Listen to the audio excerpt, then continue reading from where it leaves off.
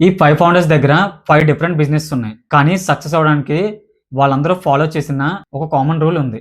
అదేంటో ఈ 5 స్టోరీస్‌లో చూద్దాం. 20,000 కోట్లకు పైగా ఎస్టిమేటెడ్ వెల్త్. కానీ జర్నీ మాత్రం కాల్ సెంటర్ జాబ్ నుంచి స్టార్ట్ అయింది. 20 days 20 founder stories. Episode 1 Nikhil Kamath. బెంగళూరులో మిడిల్ క్లాస్ ఫ్యామిలీలో పెరిగిన నిఖిల్ కామత్ స్కూలింగ్ కంప్లీట్ చేయలేదు. 17 ఇయర్స్ ఏజ్లో కాల్ సెంటర్లో జాబ్ స్టార్ట్ చేశాడు. స్టాక్ మార్కెట్ మీద ఉన్న ప్యాషన్తో ఇయర్స్ లెర్నింగ్ చేశాడు. చెస్ నుంచి patience, long term thinking, risk management నేర్చుకున్నాడు. 2010లో బ్రదర్ నితిన్ కామత్తో కలిసి జీరోదా కంపెనీ స్టార్ట్ చేశాడు. ఇన్వెస్టింగ్ని సింపుల్ అండ్ అఫోర్డబుల్ చేయాలనే ఐడియాతో ఈ కంపెనీని బిల్డ్ చేశారు. ఇప్పుడు జీరోదా ఇండియాలోనే బిగ్గెస్ట్ స్టాక్ బ్రోకర్స్లో ఒకటి. అంతేకాదు Nikhil Kamath youngest self made billionaire.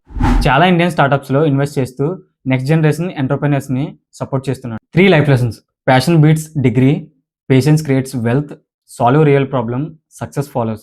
Next founder ఎవరో కామెంట్లో చెప్పండి. ఎపిసోడ్ 2లో కలుద్దాం. ఆ మిడిల్ క్లాస్ బాయ్ ఇప్పుడు 700+ crores నెట్వర్క్ 6 బిజినెసెస్ ఫెయిల్ అయ్యాయి. కానీ 7th attempt India's most iconic brand ని క్రియేట్ చేసింది. ఢిల్లీ మిడిల్ క్లాస్ నుంచి వచ్చిన ఒక సీఏ సేఫ్ జాబ్ వదిలేసి బిజినెస్ లోకి దిగారు. ఒకటి కాదు, back to back 6 businesses brutal గా ఫెయిల్ అయ్యాయి. Anyone else would have quit. కానీ రియల్ గ్యాప్ ని అబ్జర్వ్ చేసి 2016లో సమీర్ మెహతాతో కలిసి స్టార్ట్ చేశారు బోట్. క్రేజీ బ్రాండింగ్ తో మార్కెట్ ని షేక్ చేశారు. ఈ రోజు బోట్ ఇండియాస్ నెంబర్ 1 వేరియబుల్. ఆ మిడిల్ క్లాస్ బాయ్ ఇప్పుడు 700+ crores network shark tank investor. 3 life lessons. Comfort equals to zero growth. Failure is just data.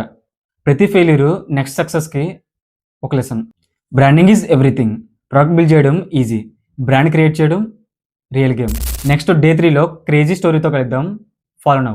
ముంబైలో ఒక చిన్న రూమ్, జేబులో 10 రూపాయలు కూడా లేని పరిస్థితి. కట్ చేస్తే ఇప్పుడు $4.5 బిలియన్ కంపెనీకి owner. Episode 3 Kunal Shah. Middle class కష్టాల వల్ల 16 ఇయర్స్ ఏజ్ కి వర్క్ చేయడం స్టార్ట్ చేశాడు. ఫిలాసఫీ చదివాడు, MBA మధ్యలో డ్రాప్ అవుట్. ఎందుకంటే బిజినెస్ అంటే క్లాస్ రూమ్ కాదు, రియల్ వరల్డ్ అని నమ్మాడు. 2009లో ఫ్రీచార్జ్ కంపెనీ స్టార్ట్ చేశాడు. 2015లో కంపెనీని స్నాప్డీల్ కి 2,800 కోట్లకి అమ్మేశాడు. అందరూ లైఫ్ సెటిల్ అన్నారు. కానీ కునాల్ షా మళ్ళీ జీరో నుంచి స్టార్ట్ చేశాడు. గ్రేట్. ఈ రోజు $4.5 billion company. Personal network 4,500 crores plus. 3 life lessons. Situation ని బ్లేమ్ చేయకు, మైండ్ సెట్ బిల్డ్ చేయి. ఆపర్చునిటీ కోసం వెయిట్ చేయకు, క్రియేట్ చేయి. మనీని చేజ్ చేయకు, వాల్యూ క్రియేట్ చేయి. Real business and founder stories కోసం like, share and subscribe. 1 crore rupee job offer. ఎవరైనా బ్లైండ్ గా యాక్సెప్ట్ చేస్తారు, బట్ ఈ పర్సన్ స్ట్రైట్ గా రిజెక్ట్ చేసింది. IIT Madras engineering, IIT Ahmedabad MBA, pure tier 1 background. This is Vineeta Singh journey. 2007లో Quetzal అనే HR టెక్ స్టార్ట్అప్ స్టార్ట్ చేసింది.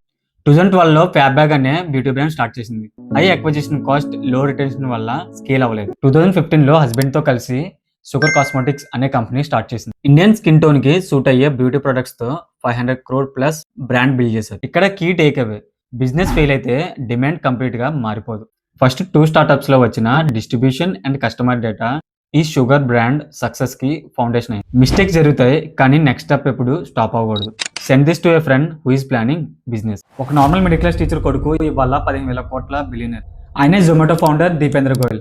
ఐఐటి ఢిల్లీలో చదివి కార్పొరేట్ జాబ్ లో చేరారు. ఆఫీస్ లంచ్ టైంలో కొలీగ్ పడే మెనూ కార్డ్ ఇబ్బందిని చూసి 2008లో ఒక చిన్న రూమ్ నుండి ఫుడ్ బే స్టార్ట్ చేశారు.